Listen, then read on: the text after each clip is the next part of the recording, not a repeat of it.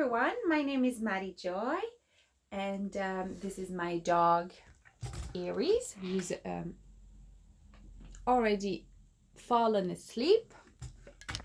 And today I'm gonna tell you the story of Mircella, the best mommy in the whole world.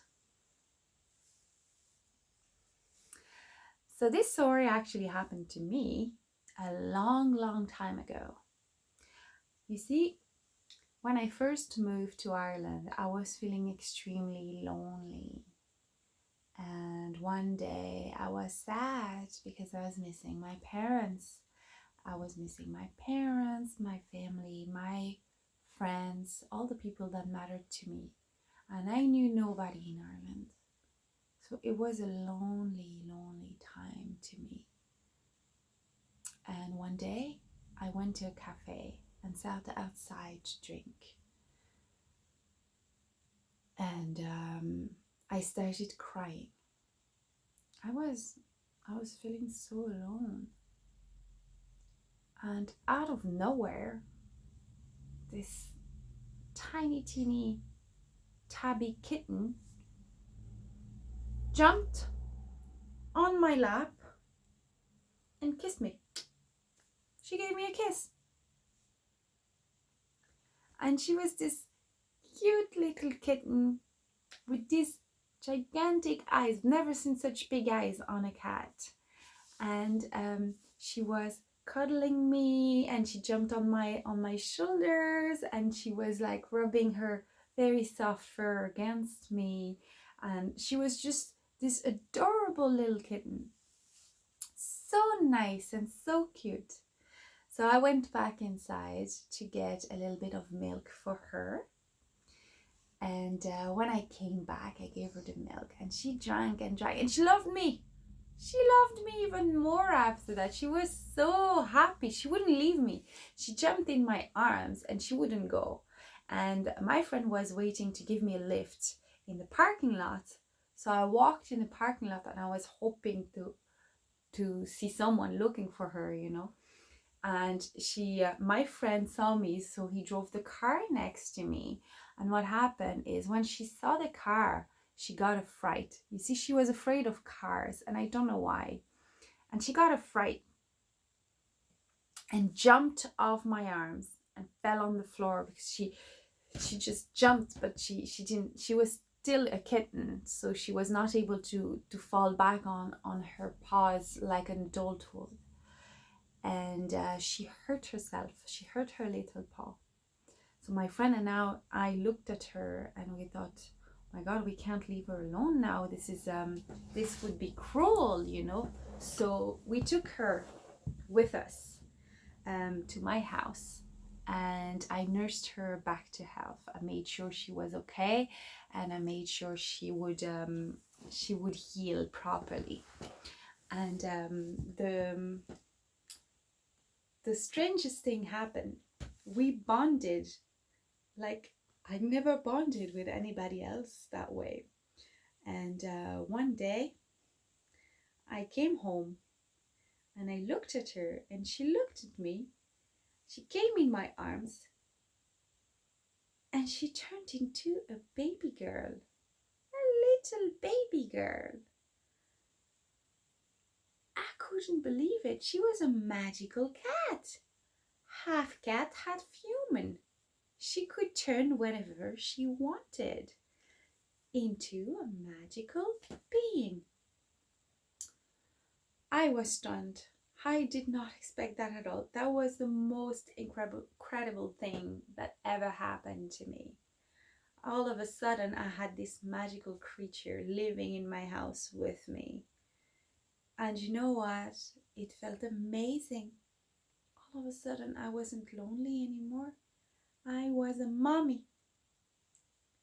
And she called me mommy. And she asked me. She was 3 years old. She could talk. She said to me, "Will you be my mommy?" I said, "Yes, of course I'll be your mommy. I love you already, you know. There's no going back now that you're in my life. You're staying in my life. I love you so much." So I kept her and we lived together.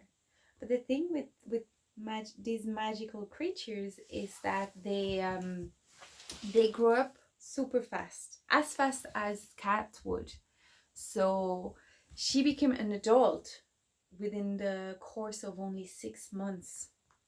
So we had the best 6 months ever. And then poof, all of a sudden she was this all grown up woman, you know. And but she was extremely playful, and and she was always coming to me and hugging me and playing with me, and she loved playing hide and seek. That was her favorite game, because cats, you know, they're so agile, and they're little hunters. They have an acute eyesight, and they can jump, or they can go on the rooftop, and they're the best hiders ever. Like, if you play hide and seek with a cat, you're bound to lose. So she had those things, you know, cat magical beings, because they are so skilled. They keep this really playful mentality with them, even though they become adults. And one day she came home, and she told me that she was in love, and she wanted to have children of her own. So I let her go. And the thing is with those magical beings is that the father can't stick around. That is another story for you. I will tell you in another story what happened to the dad. But the father can't stick around. So she was staying with me, and she became pregnant. And she had no less than 5 kittens, magical / human beings. So she had 5 babies. 5. 5. Can you imagine? I went from being all alone and crying to having 5 babies. 1 grown-up baby and 5 little ones. And they turned into animals as well. Oh, it was a crazy time. An awesome time though. Oh my God, it was amazing. I had so much fun. Oh, so she had Teary.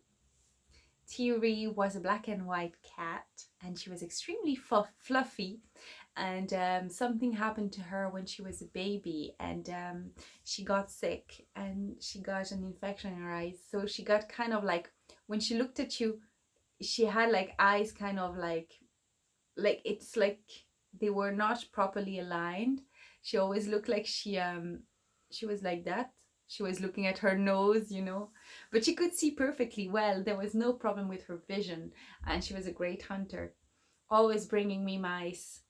But the fluff on her, she was so fluffy.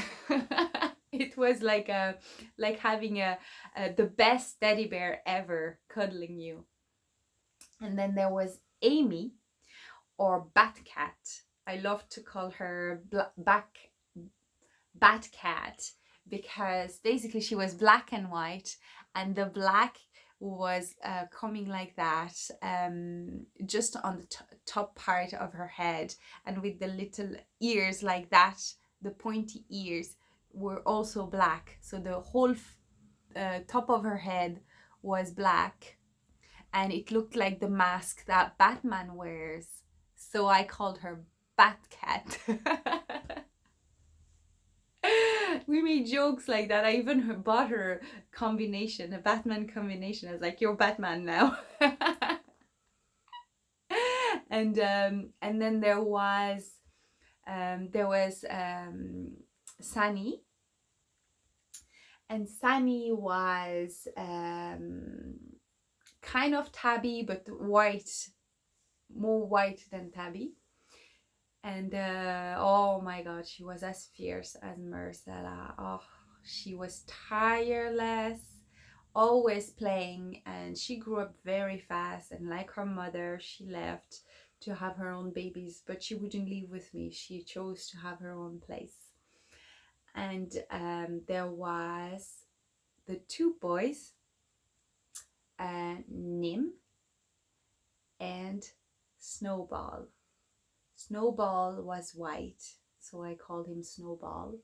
He was white and he had a black tail. He was very strong, strong and loving. Oh my God, he was so loving. He was protecting me. He wouldn't let anybody hurt me. Oh, he was a good boy. He was a good son. And then there was Nim. And Nim looked exactly like Mircella. He was a tabby cat. And in his human form, he had little blonde hair and blue eyes. Oh, Nim, what an adorable boy. He was really nice. Nim was so kind, so kind. They were all extraordinary and they loved to play. They played hide and seek. They would go and hide on the roof. Like, how can I find them on the roof? One day, when they were babies, they played hide and seek with me, and I looked everywhere in the house. I couldn't find them, and all the doors and windows were closed, so they couldn't go out, and I couldn't find them. So I was wondering, where are they? And I freaked out. I was like, oh my God, they managed to go out. I don't know how. And I was looking. I even looked in the garden. Nothing. I couldn't find them, and they were that big when they were playing. That big. This big. Like I could hold them in one hand. And you know where I found them? I found them behind the drawer of my wardrobe. Behind, not inside, behind. They went behind. How can I find that? I opened all the drawers. I couldn't find them. And they were behind. Oh, they love to play tricks on me. Oh, the little ones. And after that, something happened. Something dreadful happened. We were living in a bliss, but one day I came back from work and something I could not imagine happened.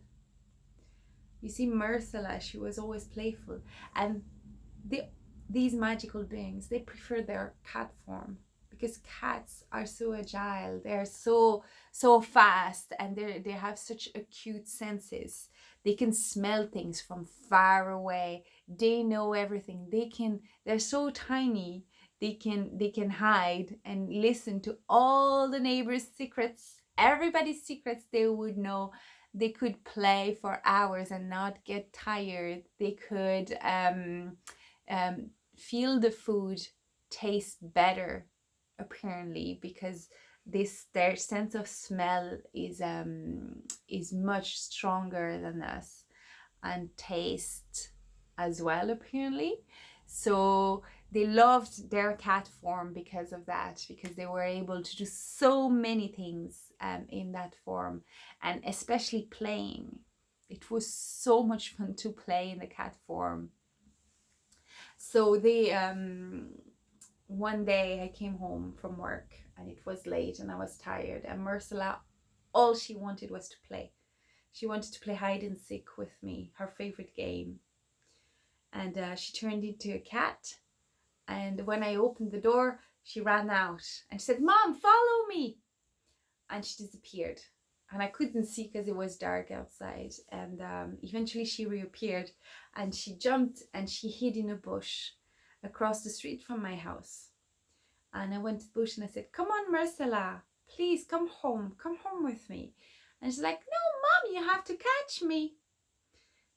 And unfortunately, what happened is that she jumped off the bush straight onto the street, and a car was coming at full speed at the same moment. And because she jumped, the car couldn't see her until it was too late. So he had no other way than to hit her. And unfortunately, it was fatal. she didn't make it. So I saw her on the road, and she was lifeless. It was a very sad moment, and I never expected to lose my baby like that. And I took her home, and the man who was driving the car stopped and apologized, and he was feeling so guilty for hitting her, but it wasn't his fault. You see, she's the one who didn't pay attention, and she jumped, and he was already there when she jumped. She just didn't pay attention and didn't see. So you have to make sure that when you cross the street, you're always careful and you look for cars left and right. Always look, always double check. Don't just run onto the roads, because cars, especially if you're small in height, they don't necessarily see you. And it was dark, and Mircella jumped out of nowhere, and he couldn't do anything about it. So I forgave him. I told him it wasn't his fault, and he was crying. He was so sorry, and I said, it's not your fault, you didn't do anything wrong. She jumped straight onto your car. It was very sad, you know. And then I took her home, so the little babies could see her and say goodbye to her. And I was crying, and I was devastated, and I'd lost my baby. And even though I had 6 babies at home, her and the others, she was, you're not supposed to, but she was my favorite. She was my baby, you know, my baby. That special baby, special one for me. And she passed away, so it was hard. And when I went home, the kids, they kept playing. And I said, but you're not sad. And they said, why would we be sad? Look above you. And I looked above me, and I saw a light, but it was in a heart shape. It was like this, and it was just over my head. It's teeny small. It was that big, and it was just there above my head like that. And they said, you see, we can't die. We're magical. We can't die. We can only transform into something else, but we cannot die. We're eternal beings. And Mommy's just here above you. So it was her. And they said to me, you see, she loves you so much that she wanted to look after you all the time. And it was time for her. So now she will always be with you. It's incredible, you know. Like, they were her kids. They were just kids. But they had so much wisdom. And they weren't sad. They knew. And they comforted me. And I saw the heart, and I knew it was true. I knew it was her. It felt like her. And she was just there with us. And she was shining above all 6 of us, me and her 5 babies.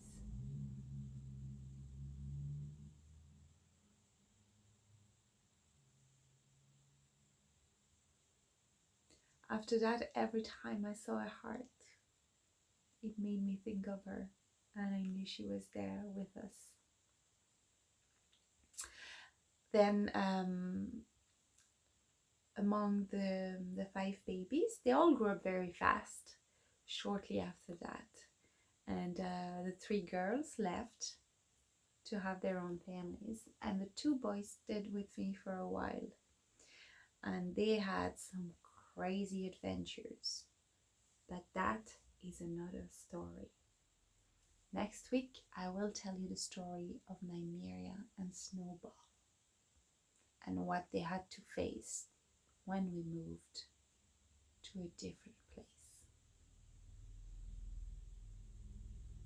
I hope you enjoyed that story.